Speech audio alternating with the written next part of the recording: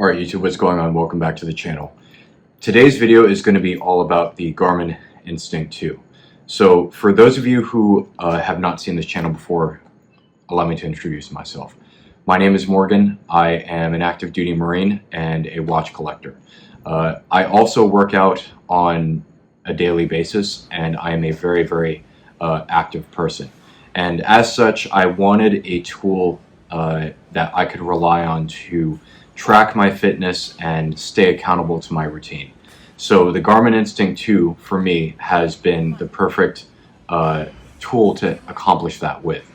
So in today's video, I'm going to be reviewing the Garmin Instinct 2 through the lens of a watch collector.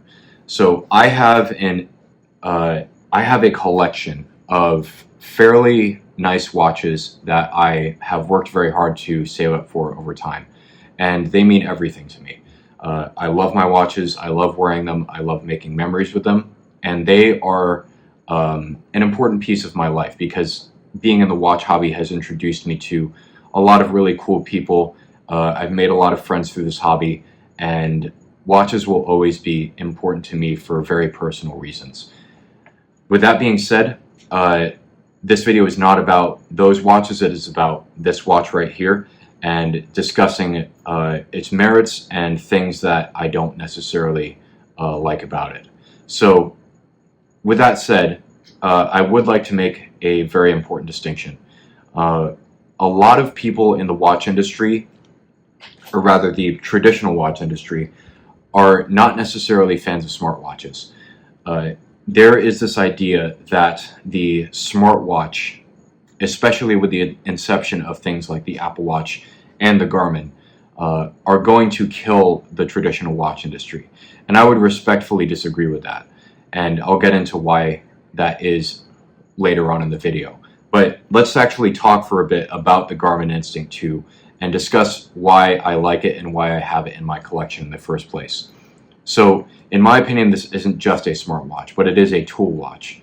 A tool watch is a watch that is designed with durability, ruggedness, and typically it has specific professional functions in mind when it comes to its design. In essence, if we're talking watches in general, right, a good example of a tool watch might be the Rolex Submariner, which has a dive bezel on it for timing how much oxygen you've spent in your tank. Another example would be the Rolex Cosmograph Daytona, which has a chronograph function for timing the speed of objects as well as lap times in races. The GMT complication on the Rolex GMT Master 2 allows pilots to simultaneously track two different time zones during a flight. So they can track their local time from the destination or from the place they departed from, as well as the destination time zone of wherever they're flying to. Those are just some general examples of tool watches that have become iconic in the past. But for me, and in my opinion, the Garmin Instinct 2 is absolutely a tool watch as well, despite also being a smartwatch. It tracks your health and fitness. It has heart rate variability to measure fatigue. It tracks your stress levels. It monitors your sleep. It tracks your overall activity levels. And it tracks your VO2 max, or rather the efficiency of your cardiovascular system. Some models even have GPS equipped for navigation purposes.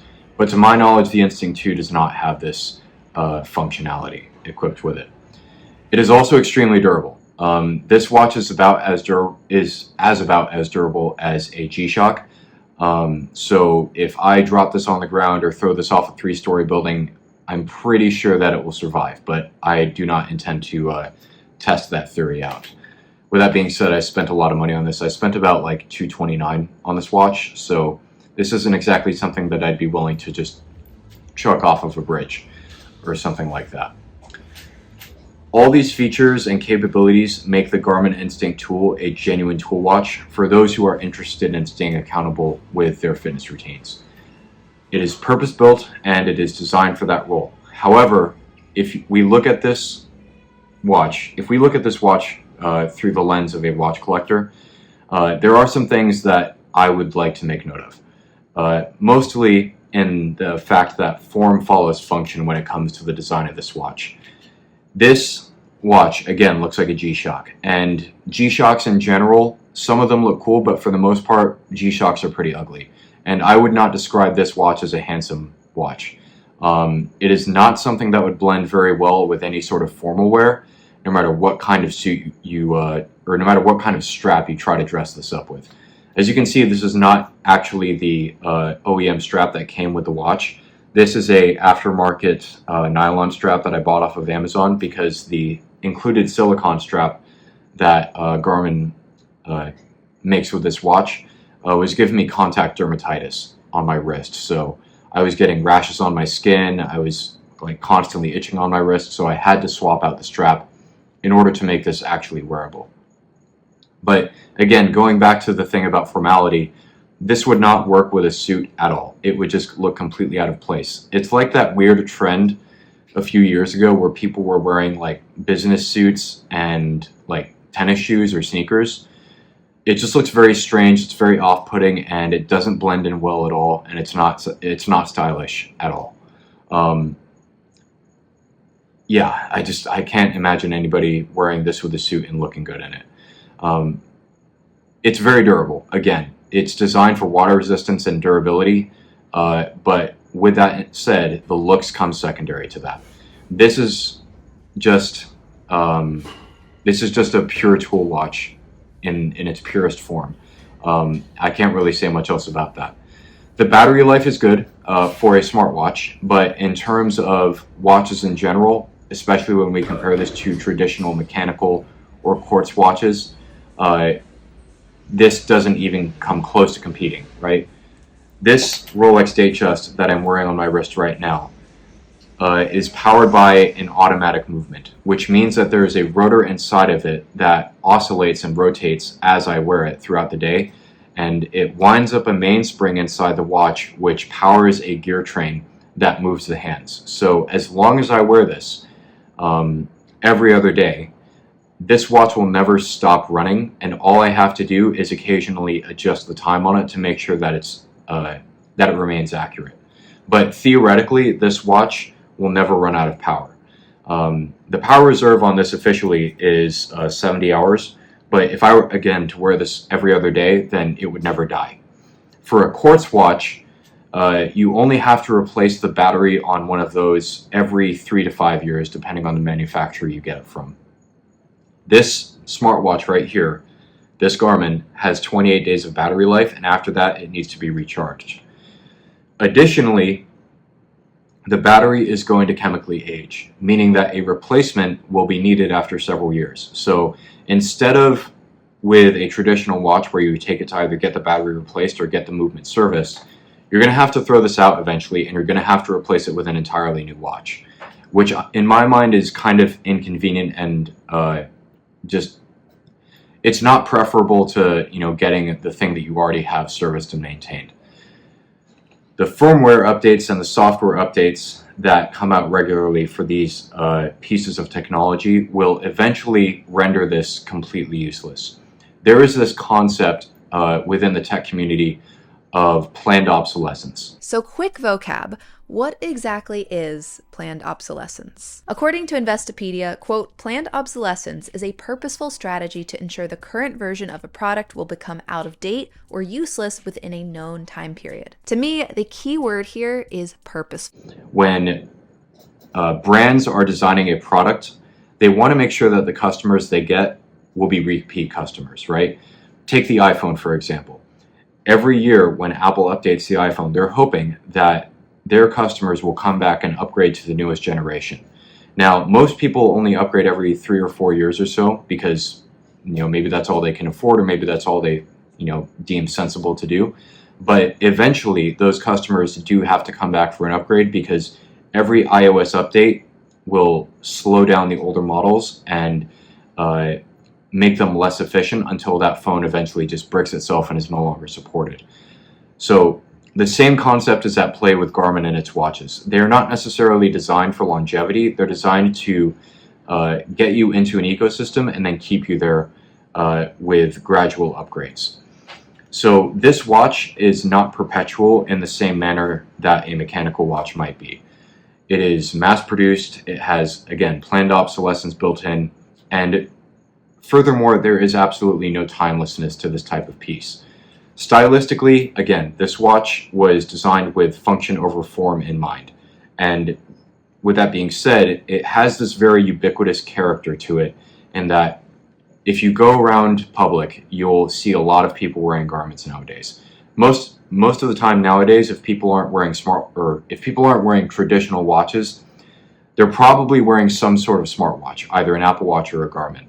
And whenever I'm walking around base, minding my own business, I do tend to see a lot of people wearing Garmins on their wrists, right? So these are everywhere. And in terms of their, again, stylistic appeal, the fact that they are not able to be dressed up with formal wear, in my opinion, and their overall utilitarian design, it makes these watches unlikely to be something that you could ever pass down to your kids. There's just nothing about them that whispers timelessness. Again, I keep using that word, but let me say this. When you wear a mechanical watch and you make memories with it and you wear it every day and you spend time with it and you live through important life events with one of these, that watch will accumulate wear, it will accumulate scratches, like all things do when they get used. And those scratches and those wear patterns eventually become part of that watch's character. And it adds a level of refinement to that timepiece that is not necessarily reflected in one of these. If you scratch this up, if you ding it, if you mar it, if you break the glass, it's just going to stop working eventually. It's just not going to look good, and you're going to have to get a replacement. Granted, this is much cheaper than one of these, but this is never going to look good scratched up the way that a mechanical watch might. Lastly, many mechanical watches, and I would say all mechanical watches really, they all carry some sort of prestige, and they all hold some sort of resale value or have a level of social recognition attached to them. And I believe that is true whether we are talking about brands like Timex all the way through Rolex, right? Timex has been around since 1854.